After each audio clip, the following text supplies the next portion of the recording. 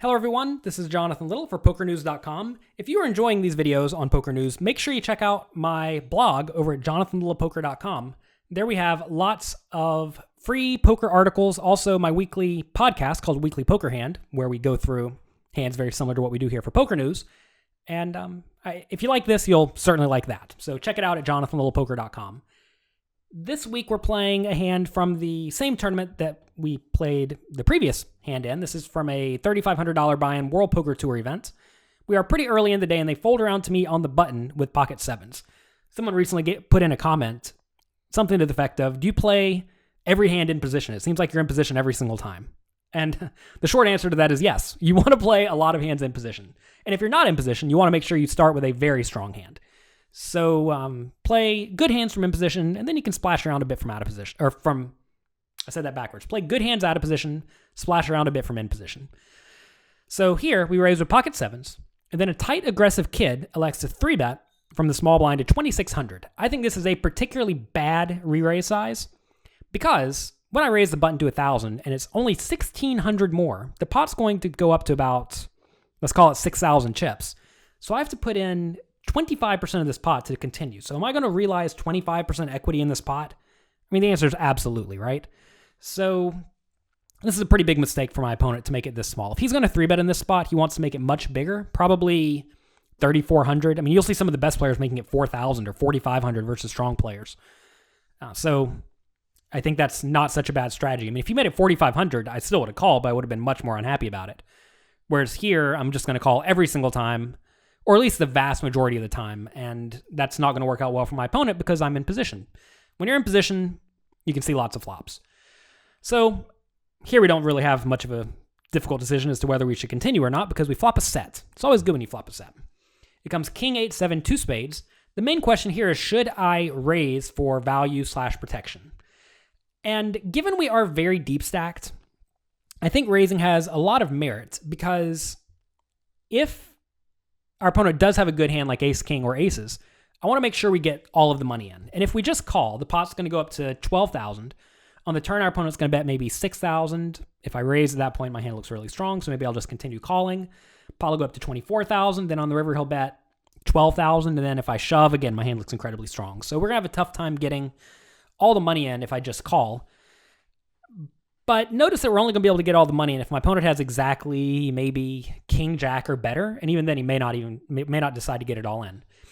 So what are the odds he has exactly king, jack, or better? Depends a lot on his 3-betting range, but I'd venture to say that most of the time he's not going to have anything great in this spot. And also, I would really like to be able to call here with a lot of hands and then take the pot away from my opponent on the turn. So if you want to have some sort of a balanced strategy in this scenario where you don't have much of a raising range, you should be very inclined to call with your strong hands. And in reality, I'm not raising very many hands at all here because we're in position, right? If I have a hand like Jack 10, maybe I want to raise with that because that hand doesn't have a ton of equity. Hands like 10-9, I think you can be perfectly content calling because we're getting 4-to-1 pot odds, well, 3-to-1 pot odds, and we're in position. So that's often going to be a fine spot to call with all of my draws, all my reasonable draws. So the only draws I actually want to raise are kind of junky ones, but this is not a board I want to raise on very often at all to start with. So maybe I just call with those too. So for that reason, I'm going to be inclined to call in the spot with my strong hands. Some people think you need to raise to protect versus your opponent's draws, but I'm not necessarily thinking our opponent's going to be re-raising small from out of position with a hand like 10-9 of spades. That's kind of unlikely. Usually he's going to re-raise bigger or call, but maybe he re-raises small of those hands. I think it's certainly possible. So it's not like I'm completely discounting those hands, but at the same time, in general, most people who re-raise from the small blind from out of position in general tend to have reasonable hands, and most reasonable hands don't contain very many draws. They're going to contain more high card weighted hands. So I do call. Calling keeps our opponent in with hands like pocket queens if he decided to bet that, although I think checking's probably better. It also keeps our opponent in with ace queen, etc. So we keep our opponent in with everything by calling, whereas if we raise, we give him the opportunity to fold, and you really don't want your opponent to fold when you have a set. So turn is a 3, and our opponent checks. I don't imagine my opponent has much at this point. You would think if he had a king, he would continue value betting. So that kind of caps his hand at perhaps a bluff, like a pre-flop bluff like king 5 or something like that decides to check the turn. He could also have hands like pocket queens, like I said. He could have total garbage like ace queen. So how do I get more money in the pot versus the medium and garbage hands? Well, I think we bet small. I want to make it clear. When I bet this, if my opponent check raises or anything like that, I'm never folding. I'm just going to call and likely not fold the river. So when he checks, I'm going to bet 5,300. You want to bet on the smaller side here because, again, we're trying to extract value from a marginal made range. And also, if I am bluffing with this size, this bluff doesn't need to work very often at all to show an immediate profit. The way you figure out how often it needs to work is you take 5,300 and divide it by what the total pot will be if my opponent folds. So that will be 5,300 divided by 17,000. So maybe that's a third of the time or so, 30% of the time. And this bluff will definitely work 30% of the time. So this is a very nice sizing if you do want to be bluffing, I think. You could also bet a little bit bigger. I think that'd be acceptable. Our opponent does check call, so that's good. He probably has a lot of marginal stuff. Like I said, bad kings and worse. On the river, my opponent checks, and now I decide to bet very big. 27,000 into the 23,000 pot.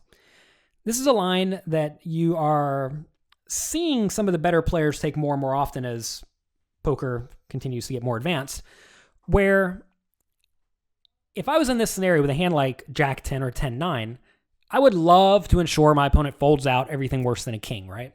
So how do you make your opponent fold everything worse than a king? Well, you bet big. But if my opponent understands that I should be bluffing here some portion of the time, and, maybe I will, you also want to make sure you have some value bets in the range. So what you want to do here is you want to look at the number of combinations of premium made hands that I have that I would play this way. And that would be mainly pocket eights, pocket sevens, and 8-7. So there are 3 combinations of pocket eights and pocket sevens. That's 6 combinations. And then there are 9 combinations of 8-7, but realistically, am I raising and calling a 3-bet with 8-7? Probably when my opponent makes it so small. So we probably have all of those combinations of 8-7. So that is a total of 9 plus 3 plus 3, so 15 combinations of effective nut hands. I could also have 6-5 here some of the time, so I'm not going to say I have the full 16 combinations of that. Let's call it, because maybe I don't even raise that hand pre-flop. So let's call it, 10 combinations of that on average. So we're up to 25 combinations of hands. So when I bet this size on the river, you want to have about roughly 40% bluffs in your range. So if we have maybe 25 combinations of nut hands here, or hands that we are playing as if they are the effective nuts, you can have maybe 18 combinations or so of bluffs. So, assuming we're trying to be balanced, which I'm probably not in reality. If we can have 18 combinations of bluffs, notice if we just put 10-9 right there, that's the obvious one, that's 16 combinations of hands right off the bat.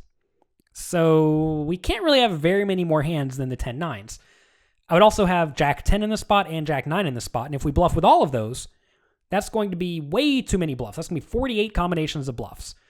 I guess we could do a gigantic video on this. We actually talk about this kind of thing at pokercoaching.com a lot, balancing your range. But you want to make sure that whenever I bet this bet sizing, whatever pot odds your opponent's going to be laid, so in this point, our opponent, whenever he calls, he's going to need to win about 35% of the time. That means I want to have about 35% bluffs in my range. So, if we want to get really precise, what you do is you take our 25 combinations of premium hands, multiply it times 1.5, and that will give you 37.5. So you can subtract the 25 from that. And that means we need to have about 12.5 combinations of bluffs. But again, we are giving our opponent slightly better pot odds than that. So, call it 14 or 15 or 16 combinations of bluffs. So anyway, if you bluff with all the busted draws, what we're really trying to say here is that if you're bluffing with all the draws, you are going to have way too many bluffs in your range. So you can't bluff with all of them. So you have to figure out which ones you're going to bluff with. You can't just say I'm going to bluff with only the 10-9 sometimes, or you're going to bluff with all of them sometimes, because then you're going to end up bluffing way too often. So you want to have some sort of a system to determine when you're going to bluff. Usually what I do is I start bluffing with the worst hands in my range and then move up so that you make sure you're always bluffing with the worst ones. Here, 10-9 is effectively the worst one. We're not going to have too many 9-6s. So 10-9 is the worst one. Then you can add in a few combinations of Jack-9, and that'll be enough to be balanced. But again, I think this is going to make our opponent fold a lot of the time. So I would actually be bluffing way more often than normal, than, normally acceptable in this spot. So this time our opponent does call. And it's a good thing we have pocket sevens because we win the pot. And it's always nice when you get an over the pot size value bet on the river. I think a lot of people would have just made a standard bet here, and they would have, they would have they still would have gotten called, but by betting larger in this scenario, we are going to win the pot more often with our bluffs. And I think betting big on the river is definitely a good strategy. You just have to make sure you're not doing it too often versus competent players. But really, in a lot of games, you'll find that if you just bet big on the river, a lot of players will just fold their whole range, especially when they're capped at something like top pair, marginal kicker at best. So just be aware of that. If you want more information on generally balancing a range and strategies like this, check out pokercoaching.com. There we have a lot of interactive hand quizzes, and also we have monthly homework questions where we go through and discuss situations exactly like this. I know I was a little bit fluffy on the numbers in this video because I don't have a spreadsheet in front of me, and it makes things much easier whenever whenever you have everything laid out in front of you. Here we just have a table image. But check it out over at pokercoaching.com. Thank you very much for watching this video on Poker News. Hope you enjoyed it. Be sure to check back next week for another educational poker hand.